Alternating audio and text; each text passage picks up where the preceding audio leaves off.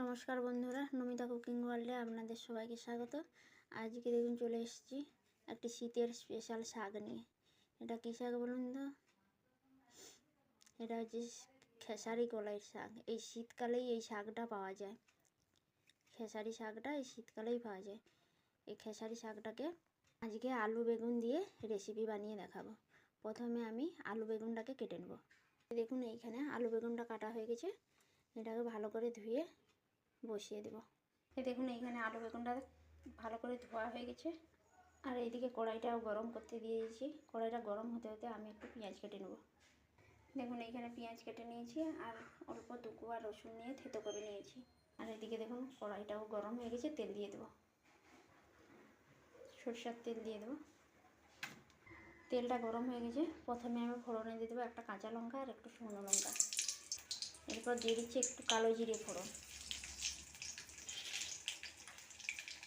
এবার কুচনো পেঁয়াজটা দিয়ে দেবো। পেঁয়াজটাকে হালকা 2-4 বার নেড়ে রসুনটা দিয়ে দেবো। এবার থেতো করে রাখা রসুনটা দিয়ে দেবো।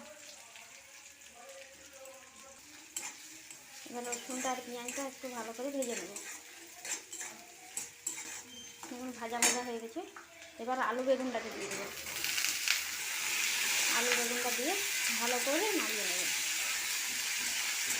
আলু বেগুনটাকে এবার অল্প করে হলুদ আর লবণ দিয়ে দেবো। লবণ দিয়ে দিচ্ছি। এবার ভালো করে নাড়িয়ে নেব।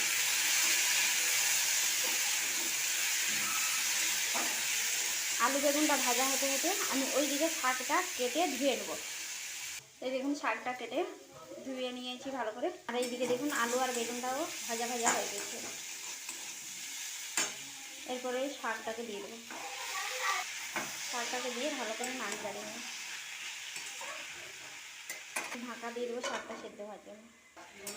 শাকটা দেখুন কতটুকু হয়ে গেছে। এটাকে এবার শুকনো শুকনো করে নেবো একদম। এই দেখুন জলটা শুকনো হয়ে আসছে, আর একটু হলেই হয়ে যাবে। এই শাকটাকে একদম শুকনো শুকনো করে নামাতে হয়। আর এই শাকটা খেতে ভালো লাগে, শীতকালেই পাওয়া যায় এই শাকটা একমাত্র। খেসারি কলাইয়ের শাকটা ভাজাও ভালো লাগে, আর এরকম আলু বেগুন দিয়েও ভালো লাগে। এখন আমার শাকটা শুকনো হয়ে গেছে, এবার নামিয়ে দেবো। দেখুন এইখানে আমার খেসারি শাক রান্না রেডি হয়ে গেছে। এই শাকটা এই শীতকালেই ছাড়া আর পাওয়া যায় না। এই খেসারি শাকটা আমি যেমনভাবে এই খেসারি শাকটাকে রান্না করলাম, আপনারাও ঠিক এইভাবে রান্না করুন, দেখবেন খেতে খুব ভালো লাগবে। শাকটাকে একটু শুকনো শুকনো করে নামাতে হবে, তবে ভালো লাগবে খেতে শাকটা। তো আমার যদি এই ভিডিওটি ভালো লেগে থাকে অবশ্যই লাইক কমেন্ট সাবস্ক্রাইব করতে ভুলবেন না কিন্তু। পাশে থাকুন আর এরকম নতুন নতুন রেসিপি দেখতে থাকুন। এই দেখুন এইখানে আমার খেসারি শাকের রান্নাটা রেডি হয়ে গেছে। তো বন্ধুরা, আমার এই খেসারি শাকের রান্নাটা কেমন লাগলো কমেন্টে জানিও।